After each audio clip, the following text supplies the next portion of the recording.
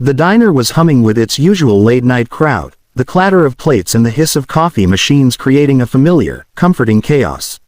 4 young men lounged at a corner booth, their laughter loud and intrusive as they tossed a half-eaten burger between them like some juvenile game. Their eyes wandered, and eventually, they landed on a girl sitting alone at a table near the window. She had an air of quiet confidence, her dark leather jacket and ripped jeans standing out among the pastel decor of the diner. One of the boys, emboldened by alcohol and bravado, stood and sauntered over. "Hey there," he slurred, leaning too close. The girl looked up, her gaze steady but unreadable.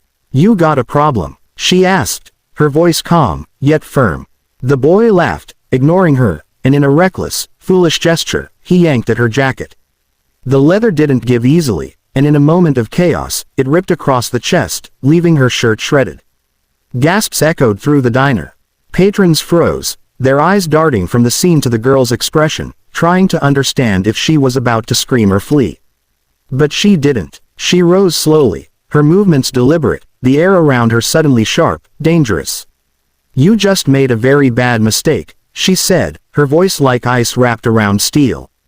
The boys, initially drunk on bravado, began to sense the shift. Their laughter died as she stepped back into the diner's light. Tattoos peeked from under her sleeves, her hands flexing like coiled springs. Whispers circulated, the regulars realizing she wasn't just any girl. She was a Hell's Angel, her reputation known, whispered even in places like this, and she wasn't alone. A low rumble of motorcycles approached outside. Heads turned as a dozen leather-clad bikers slid into the parking lot, engines roaring. The girl turned her gaze back to the boys, a single smirk curling her lips. "My brother doesn't like people disrespecting his family," she said simply. The boys' bravado evaporated like smoke. Their earlier amusement was replaced with raw, paralyzing fear. The diner was nearly empty, save for a few late-night stragglers nursing coffee cups and half-finished pies. The neon sign outside flickered intermittently, casting a pale pink glow over the linoleum floor. Inside, the air smelled of fried bacon and stale coffee, a mix that somehow felt comforting in the late hours.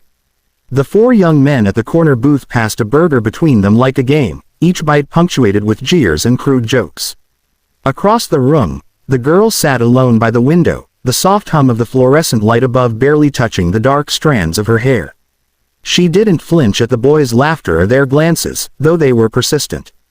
Her leather jacket, worn and scratched from years of use, seemed to repel their attention, and her posture, back straight, chin slightly lifted, made it clear she was not someone to be trifled with. She sipped her coffee slowly, her eyes scanning a notebook in front of her as if the world outside this diner didn't exist. One of the boys, the instigator, leaned back in his chair with a crooked grin. "Bet she's all bark and no bite," he muttered, nudging his friends. Fueled by foolish courage and cheap beer, he stood and swaggered toward her, his movements clumsy but meant to intimidate. "Hey, beautiful," he slurred, leaning too close across her table. The girl looked up, meeting his eyes without a trace of fear. "You got a problem?" she asked, her voice smooth but carrying a weight that made his smirk falter slightly. Ignoring her, he reached forward and yanked at her jacket. The leather tore with a loud rip, the sound cutting through the diner like a gunshot. The girl's shirt was exposed, shredded along the seam. But she did not scream. Silence fell abruptly. Other patrons stopped mid-bite, mid-conversation, their eyes flicking between the girl and the boys. The boy laughed nervously, expecting a reaction, but her expression had shifted. Calm confidence had hardened into dangerous control. Her hands flexed at her sides. "You just made a very bad mistake," she said, her voice low, controlled, and deadly calm. She rose slowly, the torn jacket hanging awkwardly over her shoulders. Every eye in the diner followed her movements. The young men froze mid-laugh, their bravado dissolving into panic as her presence seemed to command the room. She didn't shout, she didn't lunge, her power lay in the quiet, almost predatory way she moved. Each step toward them was deliberate, her boots tapping softly against the linoleum floor like a countdown. One of the boys tried to muster a laugh. "Relax, it's just a joke," he stammered. But the girl didn't glance at him. "Jokes have consequences," she said coldly, and the boy's stomach churned. From the corner of her sleeve, a tattoo peeked out, a jagged emblem hinting at a life far beyond the boy's understanding. Whispers among the regulars grew. She wasn't just anyone. She was a Hell's Angel, and her presence carried weight. The hum outside became a growl, growing louder with each second. Her gaze flicked to the window, then back to the boys. Her lips curved into a chilling smile. "You're going to wish you'd never walked in here," she said casually. The boys glanced at each other, panic replacing drunken courage. Engines roared as motorcycles pulled into the parking lot, their synchronized growl filling the night. The diner, once a safe corner, was on the verge of transformation. The rumble outside shook the windows and caused the neon sign to flicker violently. Patrons pressed against walls, eyes wide with fear. The girl's controlled presence intensified. She stood straight, one hand brushing the ripped leather of her jacket, the other lightly tapping the edge of the table. The doors slammed open, letting in cold air mixed with gasoline and leather.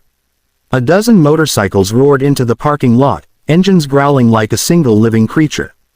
Bikers clad in leather, emblazoned with the Hells Angels emblem, dismounted with precision.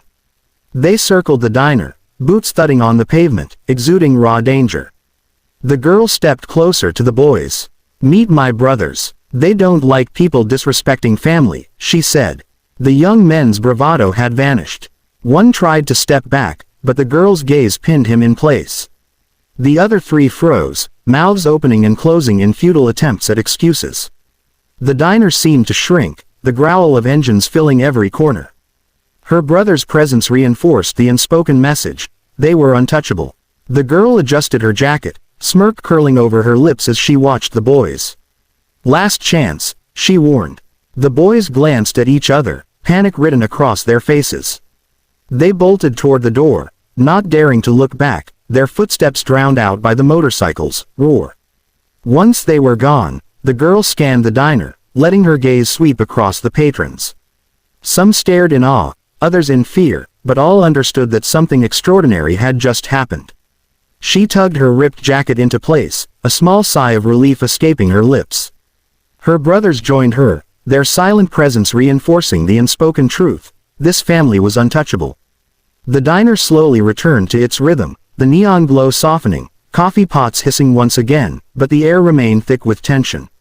Outside, engines revved one last time before fading into the night. The girl, fierce and unyielding, returned to her seat by the window, knowing that respect had been claimed and that some lessons were learned only the hard way.